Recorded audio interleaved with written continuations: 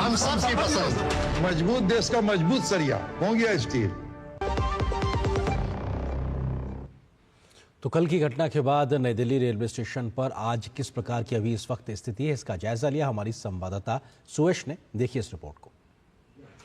अब सारी जो स्थिति है वो सामान्य हो चुकी है। सीआरपीएफ के जवान, आरएएफ के जवान यहाँ लगातार यात्रियों की मदद कर रहे हैं कि वो सुचारू रूप से अंदर जाकर ट्रेन में बैठ सके। किस स्टेशन पर ट्रेन खड़ी है, कहाँ पर है, ये भी उनको बताने की कोशिश की जा रही है। आज कोई परेशानी नहीं हुई, बहुत आराम से टिकट भी मिली है, बहुत आराम से आगे बैठा भी है, प्रशासन सारा लगा हुआ है और बहुत आराम से बैठे हैं। सीट पर बैठ गया आराम से, कोई भगदड़ नहीं हुआ है। बढ़िया व्यवस्था है, ठीक है। स्पेशल ट्रेनें चलाई जा रही हैं योगी जी की तरफ से।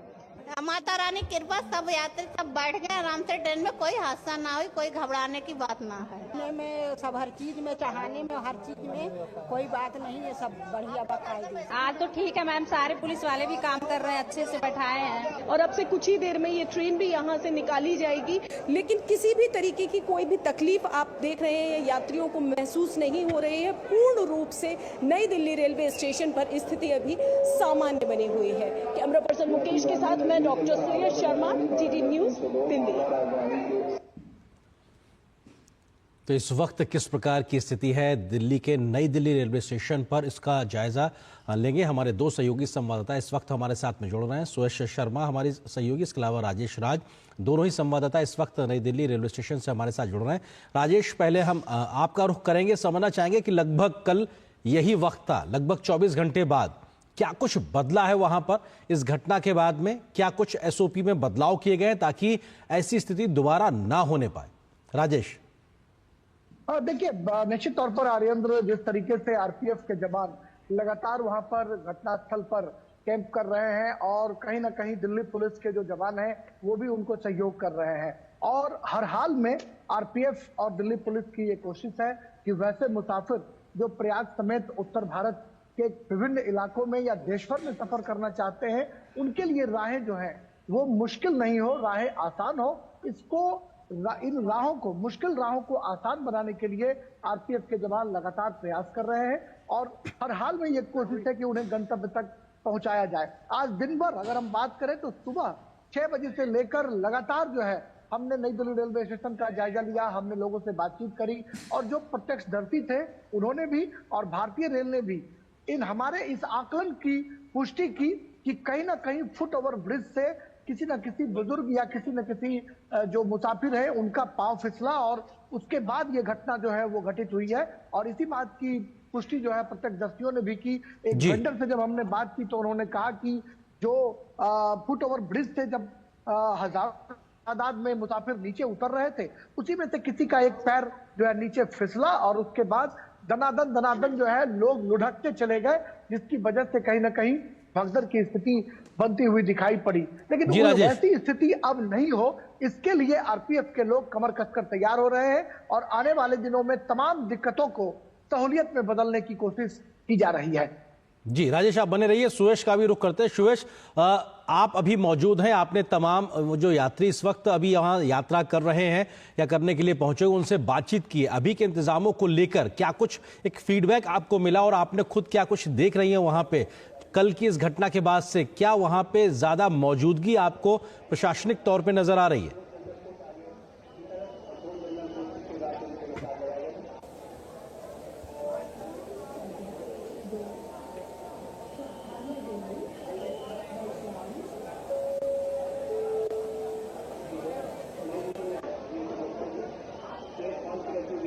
जी हाँ अरेंद्र, यहाँ पर स्थिति एकदम सामान्य हो चुकी है और जैसा कि हमने आपको अभी चित्रों के जरिए आपने देखा भी कि यहाँ तस्वीरों में साफ साफ आप देख रहे हैं अभी प्रयागराज के लिए स्पेशल ट्रेन अब से कुछ देर पहले ही यहाँ से निकली है, जिसमें यात्रियों को बेहद ही सुविधापूर्वक उनको बिठाया गया कि उन्हें कोई तकलीफ ना हो, आराम से उनको बिठाया गया है और बहुत खुशी जाहिर करते हुए यहाँ से यात्री निकले हैं प्रयागराज की यात्रा के लिए। यहाँ आरपीएफ के जवान लगातार यात्रियों को बताने की कोशिश कोशिश कर रहे हैं। और अनाउंसमेंट आपको बता दें, जैसे कि अफवाह उड़ाई जा रही है कि अनाउंसमेंट में ट्रेन कहीं होती है और उनको ट्रेन को खड़ा कहीं और कर दिया जाता है, इस तरीके का भी यहाँ कुछ भी देखने को नहीं मिल रहा है।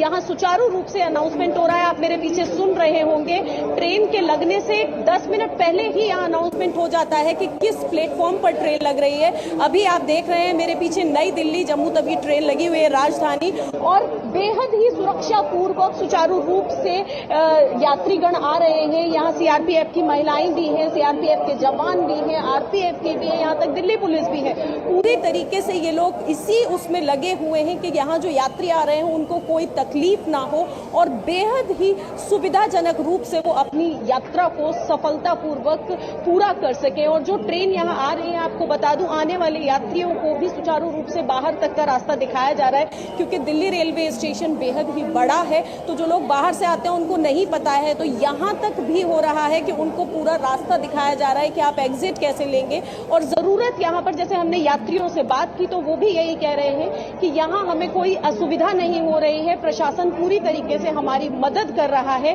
बस जरूरत है तो थोड़ी सी हमें अपनी समझदारी दिखाने की। आपको ध्यान से अनाउंसमेंट सुनना है कि आपकी ट्रेन किस नंबर की है, किस प्लेटफॉर्म पर आ रही है, तो आपको यहाँ आकर कोई भी असुविधा नहीं होगी। आप मेरे पीछे देखिए, एकदम सामान्य स्थिति है और अब ये ट्रेन भी चलने के लिए, राजधानी भी चलने के लिए तैयार हो रही है। अब से कुछ ही देर में राजधानी भी यहाँ से चली जाएगी। कोई परेशानी नहीं हो रही है, यात्रियों को उनकी सुविधा का पूर्ण ध्यान रखा जा रहा है, अच्छे से वो ट्रेन में चढ़ जाएं और अपनी यात्रा की शुरुआत करें। यहाँ किसी भी प्रकार की कोई भी असुविधा किसी भी यात्री को महसूस नहीं हो रही है। पूर्ण रूप से यहाँ पर सीआरपीएफ के जवान, रेल प्रशासन यहाँ मुस्तैद है। आप देखिए, अब ट्रेन चलने को तैयार है, चलने के लिए रेडी। और यहाँ आप देखिए, लगातार ये प्रशासन की तरफ से ये महिलाएं हैं, ये कोशिश कर रही हैं कि जो यात्री हैं उनको कोई तकलीफ ना हो, आराम से उन्हें चढ़ा दिया जाए इस ट्रेन में और वो अपना सफर अच्छे से तय कर पाए और इस सफर को एक खूबसूरत याद बना पाए। सुरेश, आप बनी रहिए हमारे साथ में। राजेश का रुख करते हैं। राजेश, सबसे महत्वपूर्ण बात वही आ जाती है जो घटना का कारण बनी कि क्राउड मैनेजमेंट, भीड़ को नियंत्रित कैसे किया जाए, उसको लेकर आज या कल के बाद से भी किस प्रकार के बदलाव किए गए रणनीतिक रूप से, क्योंकि कुंभ को जाने वाले लोगों की संख्या लगातार बनी हुई है, स्पेशल ट्रेनें भी चलाई जा रही है, बावजूद उसके भीड़ को कैसे नियंत्रित किया जाए, इसके लिए क्या अलग प्लान किया गया? राजेश, देखिए, बिल्कुल आर्येंद्र, बहुत ही अच्छा सवाल आपने पूछा। ये जो रेलवे की व्यवस्था है, जो रेलवे के इंतजामात हैं, इसके अलावा कहीं ना कहीं लोगों को अपने सेंस में भी बदलाव करने की जरूरत है। और यही आज जब मैं लाइव कर रहा था नई दिल्ली रेलवे स्टेशन के फुटओवर ब्रिज पर, तो एक मुसाफिर हल्के से मेरे बगल में आते हैं और वो सीधे तौर पर कहते हैं कि सिर्फ मीडिया का काम निगेटिव खबर फैलाना नहीं है, बल्कि लोगों में जागरूकता पैदा करना भी है। उनका तर्क ये था कि आप लोगों को भी ये जागरूकता फैलानी चाहिए, लोगों को बताना चाहिए कि बाएं इलाके से हमें जाना है, दाएं से निकलना है। और फुटओवर ब्रिज की अगर बात करें तो एक तरफ से जाना और एक तरफ से आना, अगर इस तरह की सुविधाएं अगर बहाल की जाती हैं, या फिर जिस तरीके से छठ और दीपावली के मौके पर भारतीय रेलवे ने गेट फिक्स कर दिए थे और उस गेट के जरिए मुसाफिरों की एंट्री होती थी, आरक्षित श्रेणी के अलग, अनारक्षित श्रेणी के अलग और जनरल क्लास के अलग, इस तरह की व्यवस्था अगर भारतीय रेल कर पाती है तो यह एक, हम कह सकते हैं कि बेहतरीन इंतजामात होंगे और लोगों को भी भारतीय रेल को सहयोग करना चाहिए। और मुझे लगता है कि जो हिंदुस्तान के मुसाफिर हैं, यात्री हैं, वो बहुत ही विवेकशील हैं और उनको भी कहीं ना कहीं मदद करके खुद ब खुद एक अच्छी व्यवस्था कायम करनी चाहिए।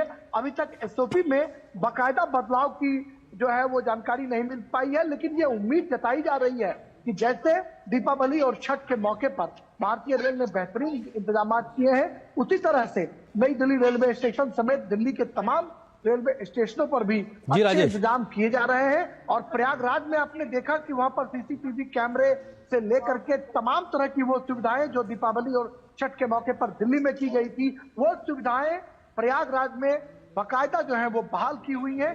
उसी सुविधा की जरूरत यहाँ पर भी है और ये उम्मीद की जा रही है कि भारतीय रेल अपनी उन्हीं सुविधाओं के जरिए मुसाफिरों का एक बार फिर दिल जीतने में कामयाब होगी।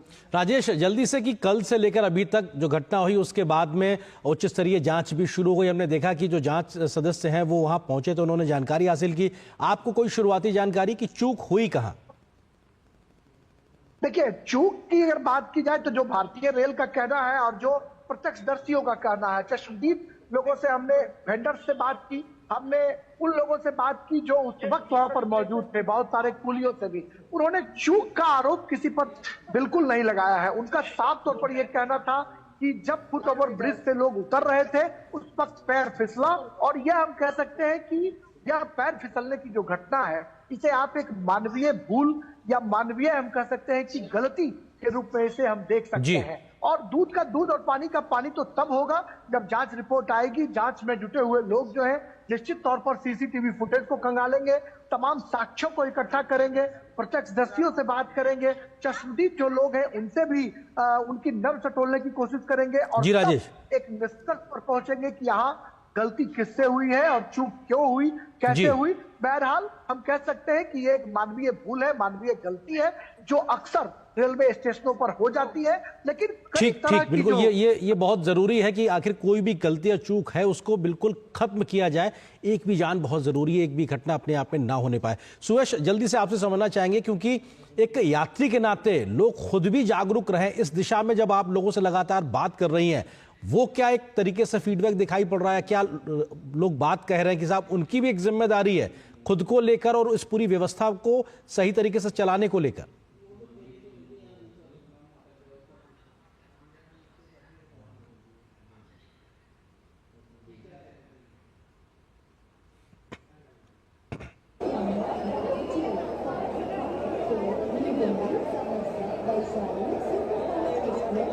जी बिल्कुल नरेंद्र, आपने सही कहा। यहाँ हमने यात्रियों से बात की और उनका ये भी मानना है कि जिस तरीके से प्रशासन हमारा साथ दे रहा है उस तरीके से हम यात्रियों को भी प्रशासन का साथ देना चाहिए। सुचारू रूप से हमें अनाउंसमेंट को सुनना चाहिए और किसी भी अफवाह पे ध्यान नहीं देना चाहिए, क्योंकि हम लोगों का भी, मैंने उन लोगों से जो बात की थी वो भी आपने दिखाया कि उनका कहना है कि यात्रियों को की भी समझदारी का यहाँ पे सबसे बड़ा जरूरी है, क्योंकि यदि जो भी अनाउंसमेंट होता है यदि हम उसको सुविधापूर्वक सुनेंगे, जैसा प्रशासन हमको चलने के लिए कह रहा है कि आपके लिए बनाने के लिए यहाँ बैरिकेडिंग बनाई गई है, आप देख सकते हैं। क्योंकि देखिए भीड़ है, ये मानना पड़ेगा, क्योंकि प्रयागराज लोग जा रहे हैं, लेकिन उसको व्यवस्थित रूप से यहाँ पर बनाने की, भीड़ को यहाँ व्यवस्थित रूप से वो ट्रेन में बैठ सके, इसकी भी पूरी व्यवस्था की गई है। अब जरूरत सिर्फ ये है कि यात्रियों को भी सहयोग देना होगा। प्रशासन जो सहयोग कर रहा है उसमें यात्री भी अपना यदि सहयोग देंगे तो सुचारू रूप से यकीनन